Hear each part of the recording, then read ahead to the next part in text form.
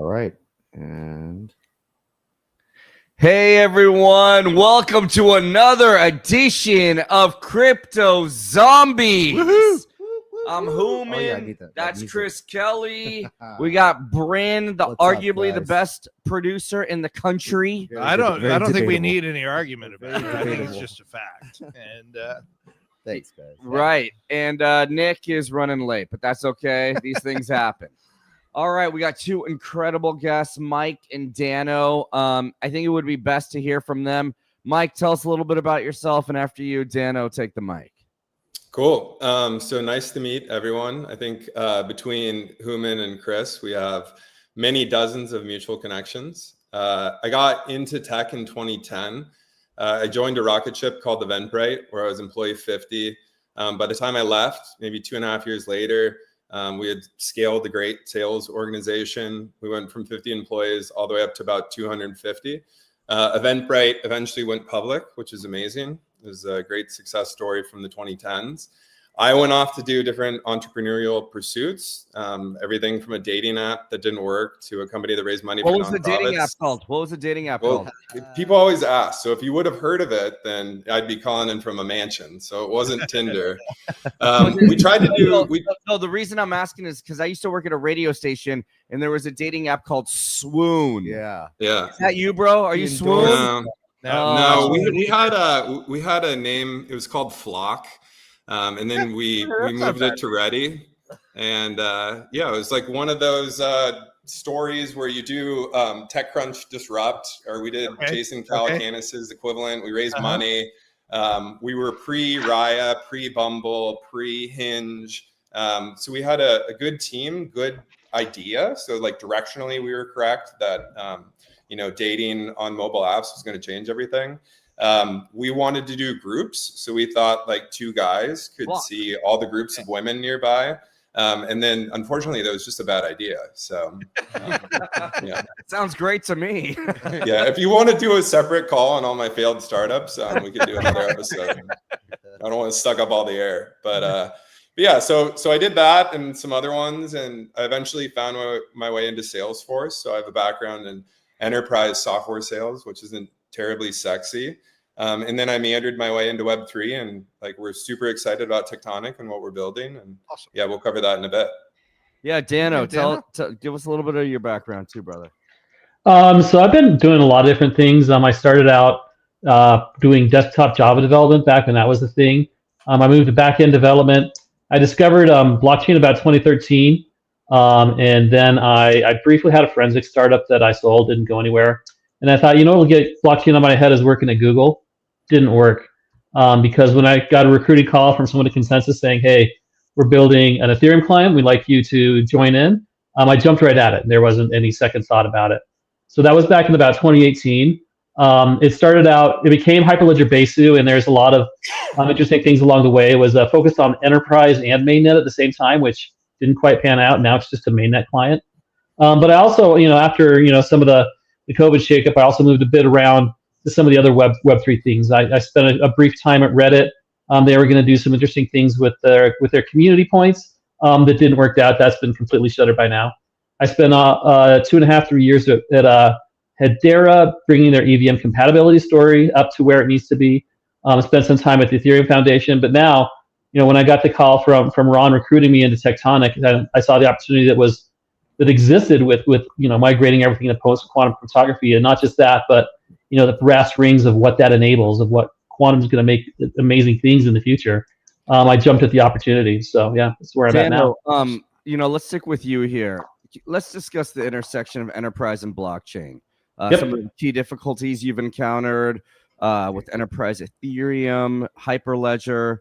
Just walk us through that in the quantum secure infrastructure. Sure. So nobody cared about quantum back in 2018 and 2019. They were concerned most about privacy. So some of the early companies that were interested in doing, there's talk of, there's always been talk of doing stock trades and everything on the blockchain. But there's just regulatory issues, like you got to keep it private. So JP Morgan came up with this constellation system where only the people involved in the regulator would know about the trade. It was kind of a proto L2 type solution. kind of set the stage for a lot of the things that would become L2. L2's got a lot more fancier stuff than then, but it was the idea at the time. But some of the things we ran into was that a lot of Wall Street companies, when they hear that we need to get a server that you need to run full time for consensus and run in the back room, they're like, well, we don't want that. We just want to, use it, once a month when we do our accounting balancing and turn it on, sync it, and shut it off. And that just really doesn't work. And there was kind of a disconnect between what blockchain was offering and what they were looking at the time. So a lot of those features kind of fizzled out. A lot of the reality fizzled out. They wanted to have, it's like, you go to marketing and say, hey, we want to make a viral video. You don't just make a viral video. You got to lean into it. You got to believe it. So that combined with Gary Gensler coming in and really giving a stink eye to anything that looked like Gary, blockchain. We're going to talk about Gary. Keep going. Yeah. So a lot of them just dropped a lot of the interest. But now the interest is growing. And what I think is great about enterprises using blockchain is they're not trying to create their own blockchain. They're trying to use existing blockchains as clients rather than driving it. So a lot of the problems we had at Hyperledger, and in my brief experience with the Enterprise Ethereum Foundation, was trying to get these enterprises to build their blockchains. They wanted different things. And like one of the things that caused big problems was FIPS encryption. Ethereum famously uses a different SHA-3 variant, which was the one that was pre-standard. And it also uses the Bitcoin elliptic curve, the K curve, that's also not standard. And that freaks out a lot of enterprise people. They say, can't you just use, there's FIPS equivalents of those. Can't you just write that through? You got to rewrite so much stuff to get that in. But that was a persistent request, and that's still a persistent request. And it's something that's getting in the way of post-quantum. Well, it's not getting in the way. Are you requesting that as well? I was never requesting it, but as we're going into some of the post-quantum stuff with enterprises, when we're choosing our algorithms, I'm very particular whenever I'm involved in those discussions to say, let's just use the NAIC FIPS equivalent of these. Let's use those from the start and make our lives easier. Otherwise, if you're going to have a big bank user, you're going to have to come in and change it. You agree with that, Chris? No, definitely. I mean, I think that preparing for post-quantum is a critical part of all blockchains at this point. All right. Well, to both you guys, Michael and Danno, your mission of quantum secure defense tech and translating cryptographic research into deployable systems. I can't even read my own question. Walk us through I know, right? Walk us through a real case threat scenario. Yeah, so I'll do a shout out right now to Harpoon Ventures. So it is Veterans Day. Harpoon.vc is the fund if you want to check them out. I'll tell you about the founder. So he's a good friend of mine. His name's Larson Jensen. He swam with Michael Phelps, won a silver medal. Then he was a Navy SEAL. Then he was Stanford GSB. Then he went to Andreessen Horowitz. Then he was a partner at Lightspeed. And then they kind of spun this out from Lightspeed. So they're raising their third fund.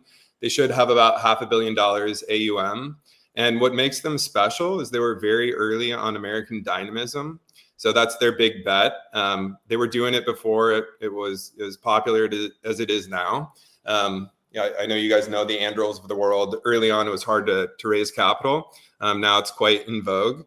So a lot of the guys on the team are ex-military. Pretty much everyone on the team is ex-military. They're all super bright, and they've gotten over $1 billion in government contracts for their portfolio. So shout out to those guys. They're a super amazing team.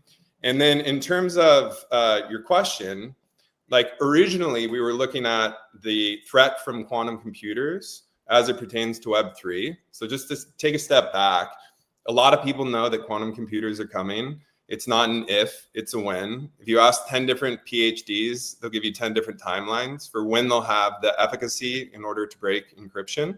So originally we had been focusing only within blockchain.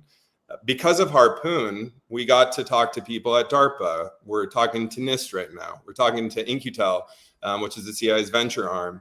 We submitted for work with the Navy. We submitted for work on the Golden Dome, which is our equivalent to the Iron Dome in Israel. So we realized that threats that come from quantum computers are actually very important for the government to get ahead of. So there's a lot of research that we're doing on the government side. So perhaps I'll stop there. No, I did have a quick question around that. Please, Nick. So, Mike, when you say American dynamism, it sounds like that was a hard thing to support back in the day, but it shouldn't be, right? Because patriotism and technology and protecting our country, that should always be in vogue. Do you think it was more like globalism and capitalism that were maybe getting in the way, or what was causing that disconnect, do you think? Well, I mean, I think a lot of venture investing is thematic. So I think everyone's kind of looking at what other venture capitalists are doing. I think that VCs are often very beholden to their LPs. So like right now, if you're investing in AI, you're not going to get yelled at by your LPs. No. So I think that American dynamism wasn't a big deal. I think there's been some great folks like the Joe Lonsdales of the world. I mean, when Peter Thiel was doing, Palantir, it didn't look like an obvious idea at the time. It's only caught up in the past few years. So yeah, I don't think it's a symptom of people not being patriotic. I think it's just a symptom of herd mentality within venture capital. So, and I actually want to add to the shout outs here to the venture fund, the veteran fund rather, that Mike Sherbakov and his partners have put together out of San Diego, that are also a great partner to a number of national security companies, and that this as a theme is an excellent development and something that we should be celebrating, particularly on Veterans Day.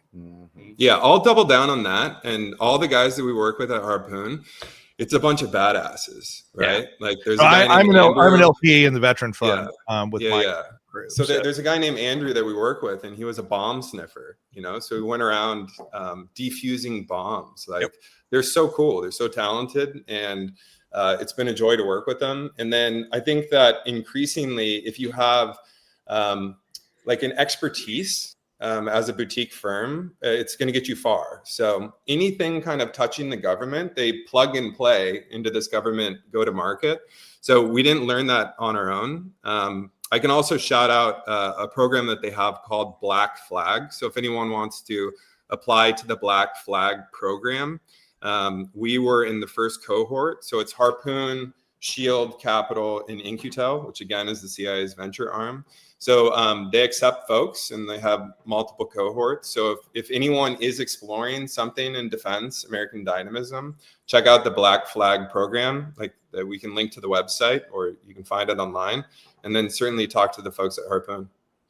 Mike, just real quickly, you also mentioned Peter Thiel, and he had predicted the rise of socialism like almost like a decade ago. But we're seeing that with the most recent political swings with like Mandami and so on and so forth. Do you think that's going to have a marked impact into the crypto space, into defense? Because normally when I think of cybersecurity and a lot, it's more kind of like a foreign affairs kind of a thing.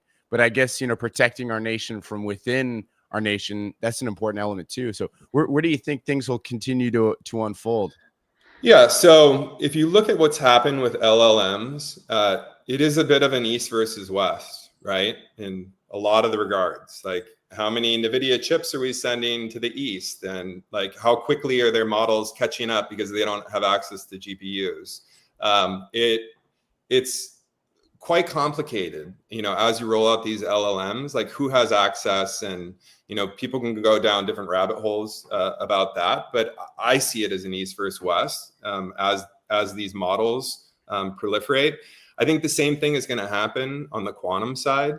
So a lot of what's happening on the quantum side within China is very opaque. So I talked to some PhDs about this at a conference that we went to in France. What they told me was that a decade ago, China was much more dependent on research that came from the West. Now they're kind of off on their own. So if you look at the US getting access to a quantum computer, it's destabilizing to the East and vice versa, right? So if you have a powerful enough quantum computer, you can decrypt signal messages. You can break on-chain assets, break into on-chain assets. Like there's a lot you can do. So the way that we even look at our company is there's a defensive side. So how do we protect against threats from bad actors or different sovereign nations? And then how do we protect against threats from hackers within Web3? And then there's a whole other side of quantum, which is much more fun. That's quantum simulation. It's quantum communication. And the biggest manifestation for us goes all the way out to quantum money, which could be something much larger than blockchain. So we kind of see it bifurcating into two sides. And yeah, a good comp is what happened with the LLMs. And the last thing I'll say is that with the LLMs, there was a moment when the attention paper came out and a lot of people were trying to find AGI, and then all of the assets went into LLMs, you know, and then it's like a 5-horse race with the usual players, you know, the Amazons, Meta, Google, you know, Microsoft, etc. The same exact thing can happen within quantum. So there's a bunch of different quantum companies. They're trying different approaches. If one of those approaches wins, you might see like all the big players dump a fortune into one of those approaches. And then you could have like an attention paper moment where suddenly these threats become real at a much more rapid pace, or a deep seek moment where there, you know, some technology or some better algorithm comes along to get more out of these quantum computers that really speeds things up. So yeah, if you're trying to comp it out and look for an analogy, we often look at LLMs. All right. Well, Daniel, let's go back to you. You did bring up our favorite person, Gary Gensler. And Mike, you can chime in on this as well. How much of a drag was the regime under Gensler on innovation, blockchain, quantum, crypto, AI, all of it? So just the threat of traveling places and being served papers had quite a chilling effect, and just the way you structure your company. I mean, I don't know if you saw what happened with Uniswap today, but for the past 4 years, they were running with Uniswap. There's a proposal going out to turn on fees and to basically from Hayden, the founder. From Hayden, the founder of Uniswap, they're going to turn on fees and they're going to centralize a little bit of the decision making. Versus before, for 2020 to 2024, everything was a decentralized DAO, and a lot of that was a reaction to some of the things that were coming out of the regulations that Gensler was doing. There are a lot of other places that were keeping things decentralized and community run, just because of the way the regulations were set up. I mean, you see every company set up a labs and a network division. You know, you got category labs and you got Monad, and you got this labs and this chain, and you got separation of concerns. And almost all of those were driven by concerns of how the regulation was coming. And it also had, yeah. Can I ask you a quick question? You alluded to, you know, traveling, getting paper served. Was there moments in your career where you were about to travel and you're like, I can't risk it. I can't do this. And if so, can you give us an example? Me personally, no. So that kind of, you know, the regulation goes to the sort of things that I work in. I work just on the enabling tech. I work on the blockchain clients and the languages. I don't build the applications on top of it. I don't run the networks. So I wasn't concerned about, you know, being intercepted at an airport and asked all sorts of questions about the network that I'm running. So for me personally, I haven't been concerned about it, but there are other people that I've known that are involved in running some of these contracts that are very concerned. For a while there, you know, people wouldn't travel into America. It got so bad at one point because they were, you know, concerned they were going to get served papers. It's gotten much better. Absolutely. I mean, this is definitely happening. So has Trump saved crypto? Getting rid of Gensler has saved crypto more than Trump doing it. It's Trump's actions that have saved crypto. I think the stablecoin bill and the Clarity Act, the Genius Act and the Clarity Act, are going to do more to stabilize and stabilize and strengthen crypto's future, because we have clarity on, you know, the sort of things that you can do with the token and things you can't. Yeah. And the number one, the biggest use cases in crypto are DeFi and international remittance. Yep. And being able to have a stable coin that you know is not going to wind up being, you know, confiscated by the government at some random time is a huge use case for most companies outside of North America.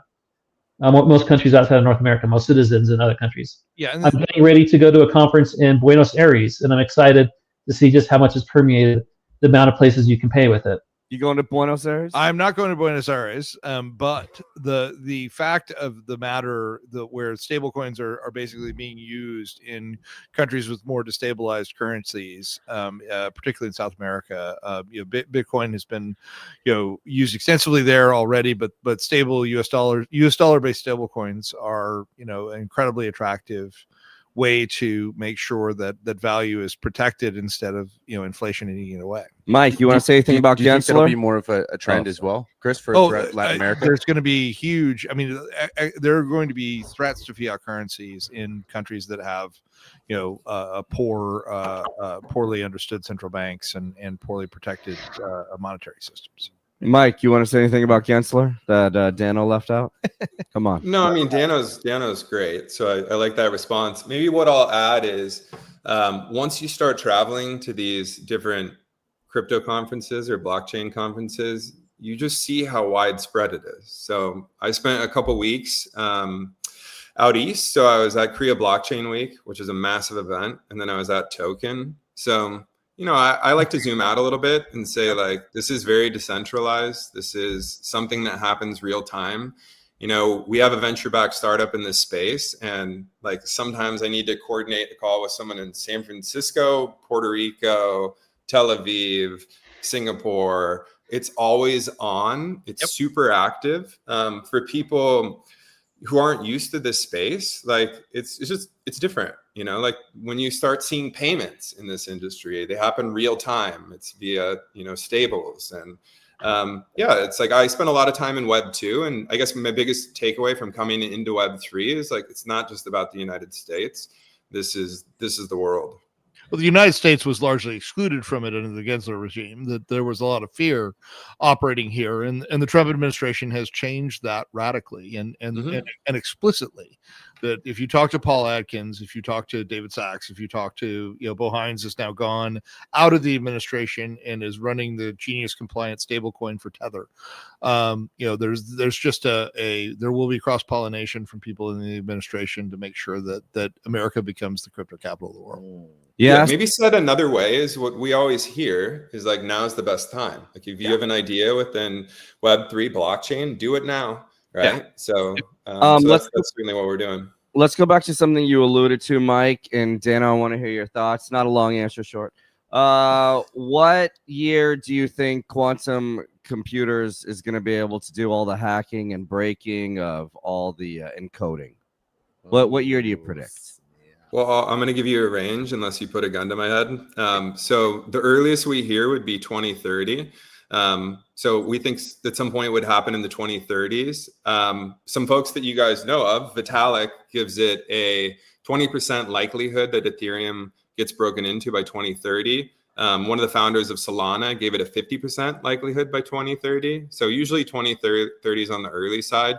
It just depends on who you talk to. Again, if you ask 10 different PhDs, you're going to get 10 different answers. Danno, you feel free to take a shot. I think it's 2027. I don't know what you think, Danno. What do you think?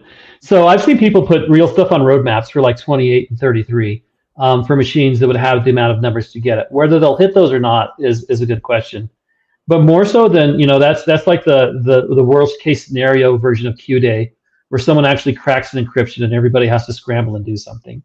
I think the more relevant forms of Q-Day are the regulatory days, which is in 2030, things are going to be deprecated, and in 2035, things are going to be prohibited.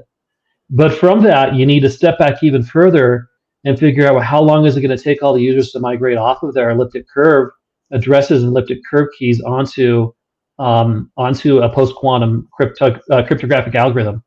Because if we have, the nightmare scenario is in 2028, someone demonstrates that they cracked one of Satoshi's keys, every single blockchain is going to freak out, and the chains are going to be just absolutely crammed once they get their post-quantum solutions out, with people migrating to the post-quantum solution and trying to figure out, how quickly they need to move things off.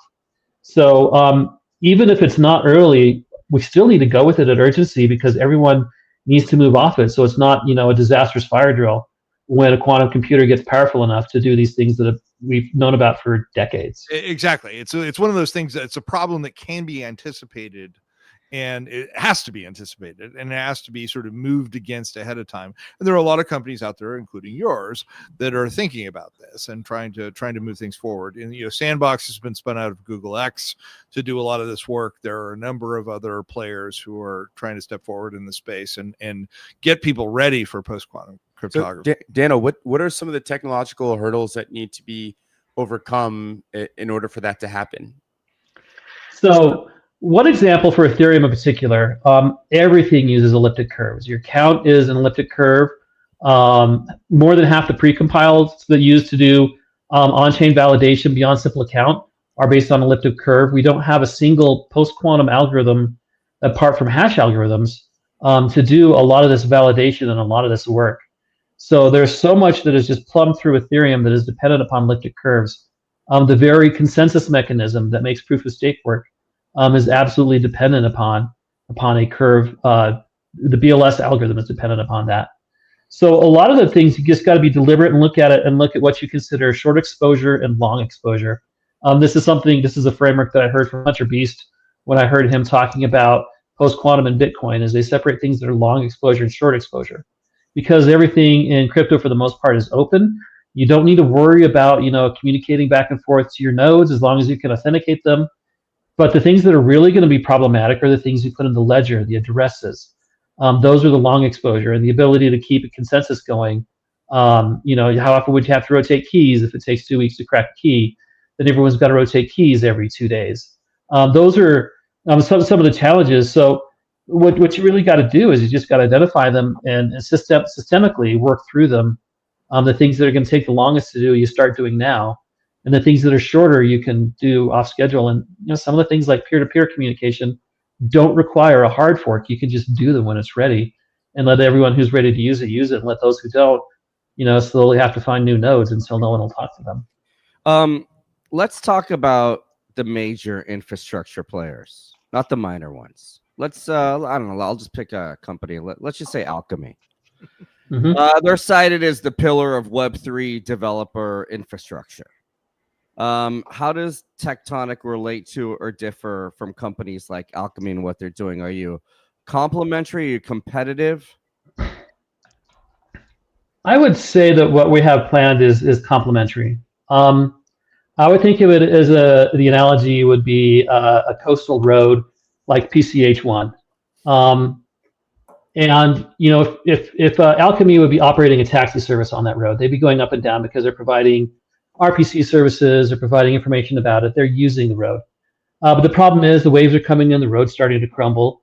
What we have planned in Tectonic is to come in and rebuild the road, build the road somewhere else, build a road with better support for that. So the taxi can continue to ride on top of it. And maybe we'll need to change the road surface and you'll need different tires. And we'll have to work with Alchemy to change their tires. But in that sense of being complementary, I think we're kind of working on different layers. We're not going to directly compete with the service providers necessarily, but we're going to provide new tools and new technologies that service providers will need to adopt, and we'll teach them how, and we'll show them how. We'll make sure that it works. So that's my understanding of what we're doing and what the future presents for us. Is that's probably the best analogy I could give. Chris is working on a thing called Athlete Coin. I want him to pitch it to you guys, then I want you guys to tell him what you like about it, what you don't like about it. Go ahead. So what we're doing is we're going to we're going to have a fungible coin that trades with all the others, and then we're going to have sub coins that actually are meme coins for individual athletes.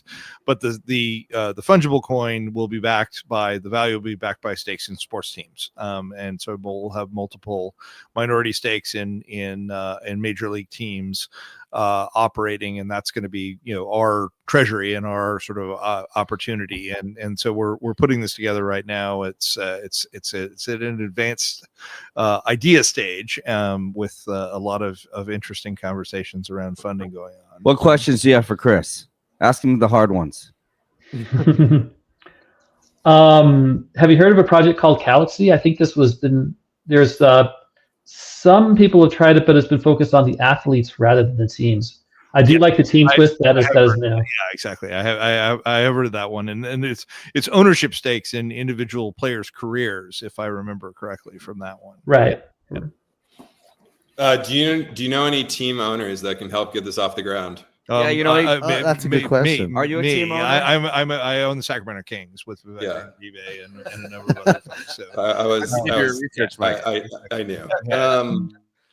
So what kind of perks could you tie into like coin owners getting? Would they get better seat selection? Would they, get to help redesign the mascot when it comes time to redesign the mascot? A whole bunch of stuff that we can tie into that. And some of it, it's just what you would normally do with a loyalty program, but the tying it to coin ownership is one of the things that we're in deep exploration on. Chris, could you also integrate some kind of like smart contracts for fantasy? So like you have X amount of the coin, but if you guess that they're going to hit a certain amount of assists or points in the future, then you get more and becomes like a betting. So we're going to have to be very careful about how that operates, especially given some of the conversations that are going on these days, where both the NBA and Major League Baseball, and I assume that we're going to see something from the NFL and from other major sports soon, where prop bets especially have been misused by players and coaches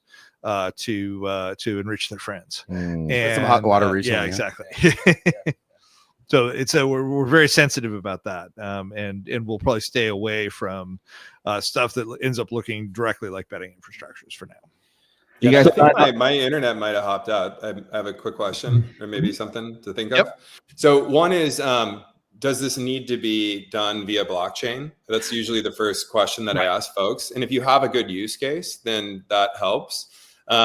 Another is like, is it a solution searching for a problem, right? Like, is this something people need? I think another is like, how can you test it out on a very small scale? Right. And then, that's more on the Web 2 side and see if it kind of takes off. But it sounds super exciting. And then, in that landscape, like that landscape is just blowing up, right? There's so many new models. A guy named Adam Wexler is a very good friend of mine. He just sold 51% of Prize Picks for an absolute fortune. So I think that you have unique distribution partners that are out there that you can tie into in the event that you have product market fit. But it's kind of a Web 2 thing, like try it out on a small scale. And if it works, then you certainly have the tentacles to spread it out. Right. And there definitely is this could be done without a blockchain. The question is, how much more effective and efficient can it be over time when you've got smart contracts that are possible when you're driving towards, the operation of a new coin. Yeah, well, I think fractional ownership is interesting. Sorry. And very much people want to be involved in ownership. Yeah. So to the extent that you could do it for a reasonably low price by tokenizing, like people have done it for art. I've met the founder of Zillow, who started a company called Picasso. So yeah, people have played around in it. So yeah, there's certainly something there. I'll stop talking. No, that's great. I just, I guess my question is, do you guys sign off on the athlete coin? Yes or no? We sign off. All right. That's right. Yeah. All right. Well, listen, we're coming to the end of our time here. Mike Danno, is there anything you guys want to address that we haven't talked about? Because this is definitely one of the, advanced episodes we've done. I have to be honest, I was lost 90% of the time. So quantum tech, it sounds like sci-fi stuff at times. So are cell phones. Star Trek, the communicators they use, like, no, there's no way those things will ever work, and they're real today. So I think quantum tech, sometimes sci-fi becomes real, and that's what's going to be really exciting and what's going to blow people's minds when some of this stuff actually ships.